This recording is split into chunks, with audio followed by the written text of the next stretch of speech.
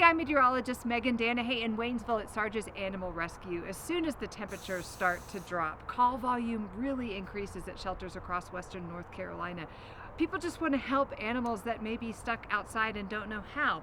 With me is Skylar Wessenduck, a foster and volunteer coordinator here at Sarge's, and she's going to show us today how we can help for, let's say, a community of cats. You say there's an influx of those with Helene.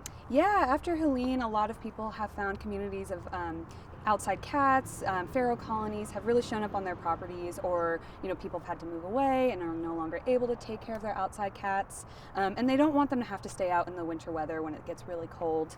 And so this is a solution that the ASPCA of Asheville shared with us, and so now we are sharing it with everybody because this is a simple thing that anybody in our community can do, and you might even have the materials at home already. Okay, show us. Let's get Yeah, started. so it's just a simple tote bin. 25-30 gallon is sort of the size range you're looking for. Think a couple of cats kind of thing to fit inside.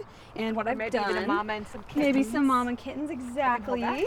And what I've done is I've taken just a regular box cutter and cut a hole in the side about cat size. They're smaller than you'd think, basically just the size of their head, a little bit bigger for them to go in. Plus they can get into spaces like that. We Absolutely, know they can get They're everywhere. magic. And then other than that, this is reflective insulation. You can just get it at any homeware store. You can get a big roll for like $20. And then just duct tape, good old duct tape. Duct tape fixes everything. Absolutely. And so basically what you do is just cut a nice good piece that goes around the inside here. And then you would duct tape this in place. And then I have a piece for the bottom that goes right in, insulate your bottom layer, and then a piece for the lid that would go right on top like this. And you just duct tape it all together, cut yourself a hole in your insulation for the cats to actually come in. And so when you're done, your entrance will look like this. I went ahead and put some tape around the edge just because it was a little bit sharp, so I just kind of lined it with the duct tape and cut a little hole in my insulation there. And then on the inside, it should look like this. So basically just lined with your insulation, just a couple pieces of duct tape, and then you fill the bottom with straw. So it's super important that you use straw for this and not hay. Really want to get into this because I know this is an important part of it. So why straw? Yes, so straw does not hold moisture. Hay and other materials, the moisture can hold in, it stays damp, and then it gets really cold. Straw is more insulated, and so any moisture in there will go to the bottom, and the straw itself will stay dry and warm on top.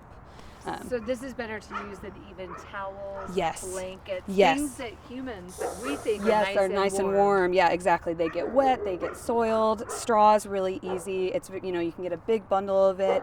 If you have a neighbor with animals, it's really easy to get a hold of. You only need a small amount for each one. It's nice and fluffy, and then if mama cat has kittens or things like that, it's a nice sanitary bedding for them, and you can easily just switch it out, every week or two if you have the time, or just add more on top as it gets soiled. Okay, so straw. Straw, yes. Now, you use these for community outreach. There are actually people in the community who need these and are looking for these. How can people help you provide that? Yeah, so we would love the materials to be donated. A lot of our volunteers help us make these different shelters to give out to our community members. Lots of people ask us, what can they do for the cats that are outside on their properties that show up? And this is a really simple way. So we're looking for tote bins. A lot of people have them left over, in storage. They just need to have a lid that closes. They can be, they can be clear or solid. It doesn't matter. But yeah, that 30 kind of gallon size range is good. A couple feet long, couple feet wide. Any shape. They can be taller, shorter. But just think about the size of a cat and what's most comfortable. And then the insulation and everything, like I said, you can get at the hardware store. So, we take monetary donations as well, and we use them straight for our outreach programs like these. So it goes straight back to our community. Cool. So you could always donate online and flag it for community outreach, or specifically if you wanted to, cat shelters. Cat shelters. You can bring us, we're looking for straw. We're looking for, if you have some of this insulation left over, it's super important not to use that fluffy insulation you put in the walls.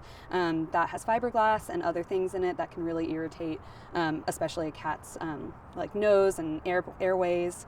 So it's really important to use this insulated one that is just that kind of metallic feel and not the fluffy. All right, perfect. Thank you, Skylar, for helping us understand how to help keep our cat communities safe and warm this winter. A lot of them will be just fine. Absolutely. With this outside. Yes, on average, these do stay about 20 degrees warmer than the outside temperature. So in these really cold nights, it will be super helpful. Perfect. And it takes stress off the shelters as well. Absolutely. Wonderful.